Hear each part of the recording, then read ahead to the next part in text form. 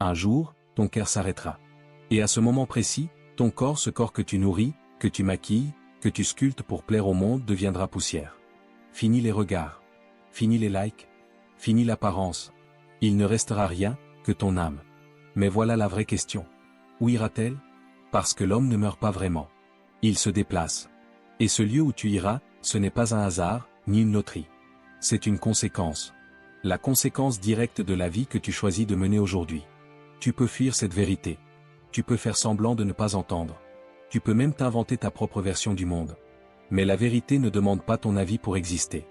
La vérité, c'est qu'il y a un chemin qui mène à la vie. Et un autre, qui mène à la mort. Et chaque jour, chaque choix, chaque pensée, t'éloigne de l'un, ou te rapproche de l'autre. Alors je te repose la question. Quand ton cœur s'arrêtera, où iras-tu? La mort. C'est la seule chose qui ne fait jamais d'erreur. Elle ne rate personne. Pas les riches, pas les pauvres, pas les athées, pas les croyants. Elle ne demande pas ton âge. Elle ne t'envoie pas de préavis. Elle vient. Et quand elle vient, tout s'arrête, sauf une chose, ton âme.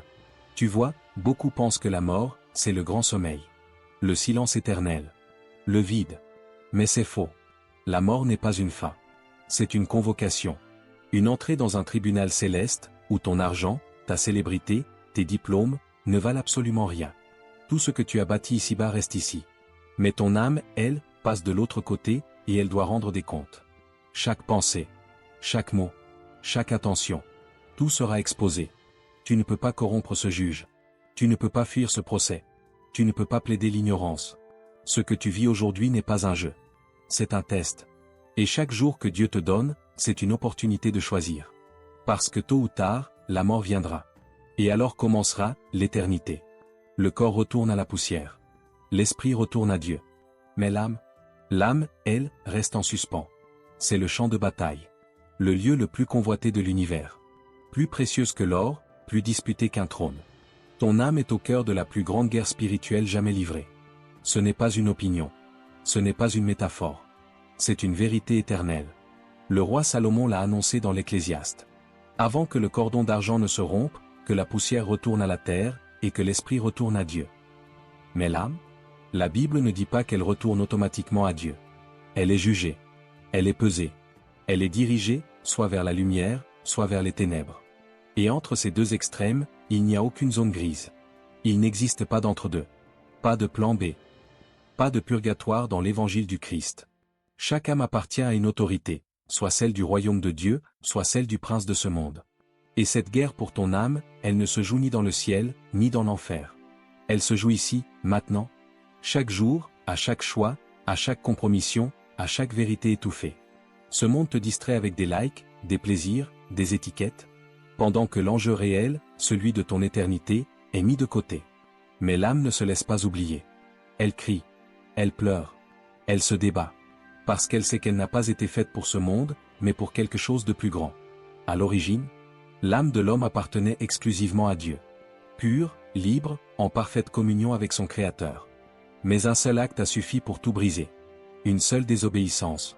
Et l'homme a échangé son éternité contre une bouchée. Il n'a pas vendu son corps. Il n'a pas vendu sa maison. Il a vendu son âme. À qui? À celui qui, depuis le commencement, rôdait dans l'ombre. Au diable. Genèse 3, 17 Dieu parle à Adam. Maudite soit la terre à cause de toi. Ce jour-là, une fracture invisible s'est produite. Une faille cosmique. L'homme est tombé. Et depuis, Satan exige, accuse, réclame ce qui, selon lui, lui appartient.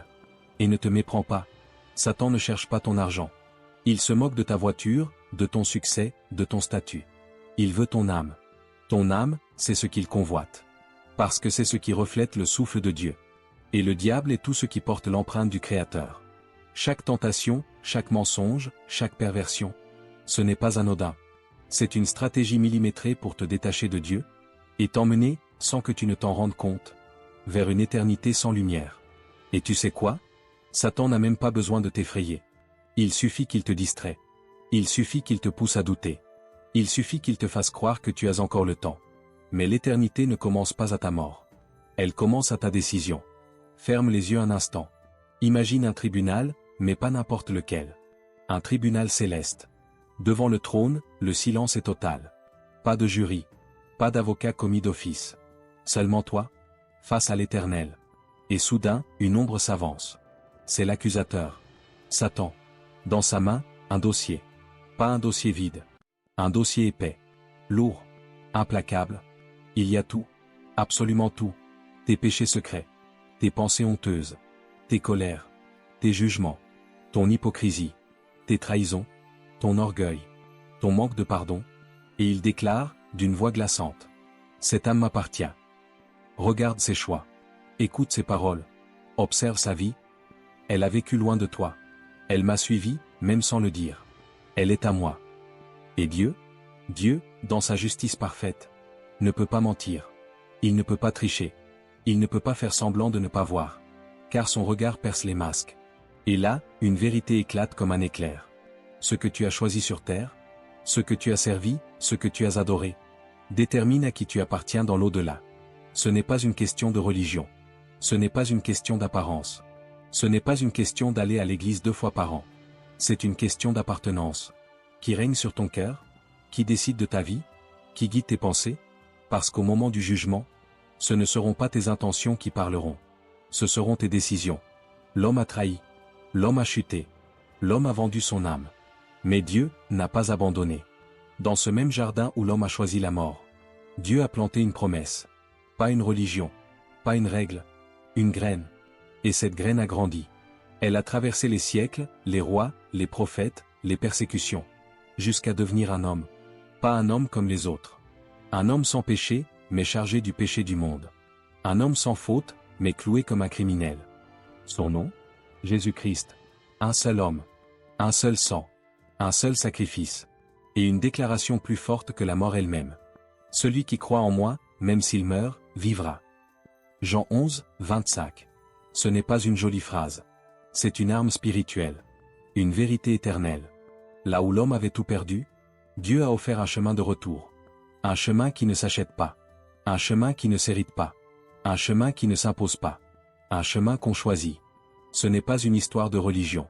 Ce n'est pas une question de tradition, de rite ou de bâtiment. Ce n'est pas une affaire de dimanche à l'église. C'est une guerre de propriété. Ton âme. Ton identité éternelle. Ton toi profond. À qui appartient-il? Pas de zone grise. Pas de je suis spirituel, mais pas religieux. Pas de je crois en quelque chose là-haut. Il y a 2 royaumes. Pas 3. Pas 12. Dieu, ou l'ennemi de Dieu. Et cet ennemi, Satan, ne veut pas que tu l'adores. Il veut juste une chose. Que tu ignores Dieu. Parce que ne pas choisir Dieu, c'est déjà choisir l'autre camp. Tu crois que rester neutre, c'est libre? En réalité, c'est la stratégie la plus ancienne du diable. Reste tranquille, tu as le temps, sois juste une bonne personne. Mais la vérité, c'est que ton âme a une étiquette invisible. Et cette étiquette ne dit pas indécis. Elle dit « sauvé » ou « perdu ». Dans Luc 22, 31, Jésus dit à Pierre « Satan vous a réclamé pour vous cribler comme le blé. » Tu entends? Réclamer. Comme un droit. Comme s'il avait un contrat. Parce que tes fautes, lui donnent du pouvoir. Mais Jésus ajoute immédiatement « Mais moi, j'ai prié pour toi. Afin que ta foi ne défaille point. Voilà ton avocat. Pas un homme. Pas un ange. Pas une religion. Le Fils de Dieu lui-même. Il te connaît par ton prénom. Il se tient entre toi et l'accusateur. Et il ne dit pas cet homme est parfait. Il dit, cet homme m'appartient. J'ai payé pour lui. Mon sang parle en sa faveur.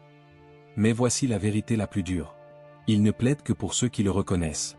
Ceux qui disent, tu es mon Seigneur. Tu es mon Sauveur. Je t'appartiens. Parce qu'un avocat, tu dois l'engager. Et Jésus ne force personne. Il frappe à la porte. Mais c'est toi qui ouvres. Tu peux scroller, ignorer cette vidéo, la classer comme fanatisme religieux. Mais écoute bien, un jour, tu comprendras. Pas quand tu seras dans le confort. Pas quand tout va bien. Mais le jour où ton souffle s'arrêtera. Et ce jour-là, ton choix sera scellé. Plus de retour en arrière. Plus de prières. Plus de je ne savais pas. Tu seras soit arraché aux ténèbres par celui qui t'aime depuis toujours. Ou aspiré dans un royaume où Dieu n'est plus. L'enjeu, ce n'est pas ta réputation. L'enjeu, c'est ton éternité. Alors, qui possède ton âme aujourd'hui?